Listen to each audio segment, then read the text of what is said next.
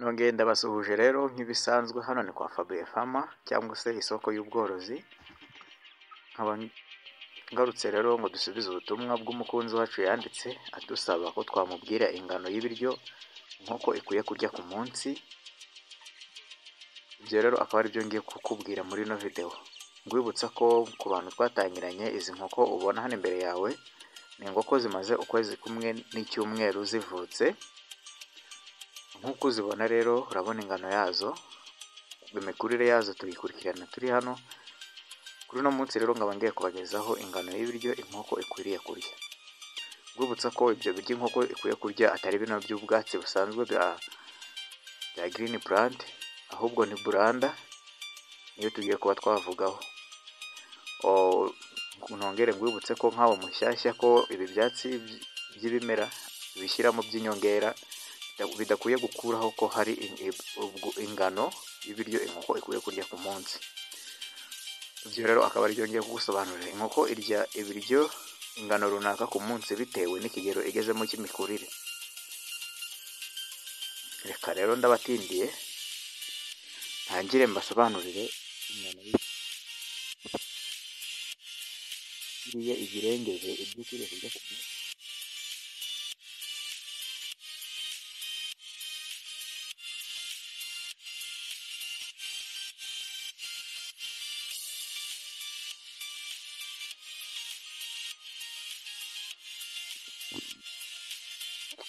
Tukaba tugiye kwifashisha rero aka gataburo ubona hano imbere yawe.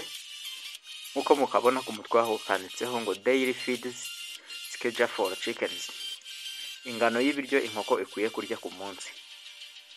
Ahangaha nongere ngwibutse ko inkoko irya ingano runaka bitewe n'ikigero kigezemo cy'imikurire. Reka dutangire ku mushwi uri mu cyumweru cya mbere uvutse. Umushwi wo mu cyumweru cya mbere uvutse urya garama 10 ku munsi. Ubwo burakuva ku wa mbere kugera ku cyumweru cyo mu cyumweru cya mbere ivutsemo, uwo mushwi ugomba kurya garama 10 za buri munsi. Garama 10 za buri munsi. Mu cyumweru cya kabiri uwo mushwi urawuhindurira ukawuha garama 18 ku munsi. Ubwo ni buri munsi kuva icyumweru cya kabiri gitangiye kugera kirangiye. Wagera mu cyumweru cya gatatu wa mushwi ukawuhindurira ibyo kurya, ukawongera ingano, ukajya uzihereza garama 22 ku munsi. Ibyo ubikora rero kuva ku munsi wa mbere icyo cyumweru gitangiye kugera gisoje. Wagera ku cyumweru cya kane inkoko irya garama 26 ku munsi. Ubwo ukwezi kuba kurangiye, ari nabwo tuba dusoje ya grower. Muri iyo stage ya grower rero niho inkoko ziba zivuye ku mbabura zigeze ahandi kujya zigaburirwa zitari ku mbabura. Ubwo tuvuye muri brooding zikajya muri grower. Ku cyumweru cya gatanu rero inkoko iri muri icyo gihe irya garama 30. Ku cyumweru cya gatandatu 35. Ku cyumweru cya karindwi ikarya garama 40. Ku cyumweru cya munane irya garama 45. Inkoko ahangaha ibimaze amezi 2 yuzuye. Dukomeze ku cyumweru cya 9 inkoko irya garama 50. Ku cyumweru cya 10 inkoko irya garama 55. Nk'uko uri kubibona rero nta cyumweru gihuza n'ikindi, buri cyumweru kigira garama zacyo. Bivuze ngo hano ni za nkoko, hano ni ya nkoko yawe ukura ikazamuka ifite ubuzima bwiza kuko ibirya ibiryo bikwiriye.